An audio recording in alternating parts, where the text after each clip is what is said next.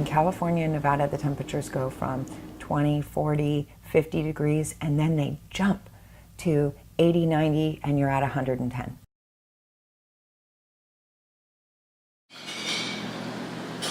It's actually more common than we'd like. Every year I probably see about 20 to 30 cases in our clinics. So it starts with heat stress all the way to heat stroke, and those symptoms vary on the degree of severity of your body's inability to control one's temperature. It can be as mild as a headache. It can start off with cramps. That can progress into nausea, vomiting. You can even faint, pass out. All the way up to it can cause muscle damage to the point where you can actually have heart damage. Worst case scenario, it can kill you. It's completely preventable. The key is being able to know when you're at risk for this. And this is hot environments when you're not having a lot of water.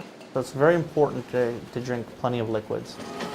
You got to be able to take the time to either start a fan, be aware that you need to be in a shady environment. You have the right to sit inside your air-conditioned vehicle and take your rest and recovery break, because that does meet the definition of shade as long as it's a functioning air-conditioned vehicle. But find other ways to take your break as well. There are shaded parks. Many of our cities have cooling stations. Our folks that are deep in the landfill, the litter pickers, our heavy equipment operators. Some methods could be a mobile shade structure, where we can store a 5-gallon suitably cool container of water so that folks can take their full rest break. Some of the other things that you can do to help prevent heat stroke are simple things like the type of clothing we wear. You want generally some loose-fitting clothing. You want to be light in color. You don't want blacks and dark blues. Being aware of your environment, being aware of the temperature, and hydrating.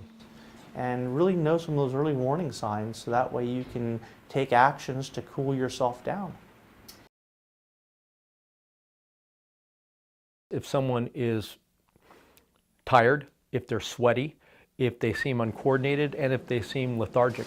As soon as you start seeing those entities and you know it's a hot day and knowing what the person does and what kind of clothing they wear, you need to have that in your head that this is a possible diagnosis. And that's the point where we need to start really taking some action. If you start communicating those signs and symptoms to your manager, what should happen is that the manager needs to get with you immediately, have you sit down in a cool, shaded area with water. They need to assess, how you're feeling, if you feel you can recover, and if a clinic visit is necessary. Unfortunately, a lot of people tend to ignore some of those early warning symptoms of the cramps, the headache, feeling a little nauseous, and what ends up happening is they often progress to a worse condition where they start to feel faint and end up going directly to the emergency room. You want to make sure that you stop those signs and symptoms immediately because it can escalate very quickly into a situation where you may need emergency medical treatment.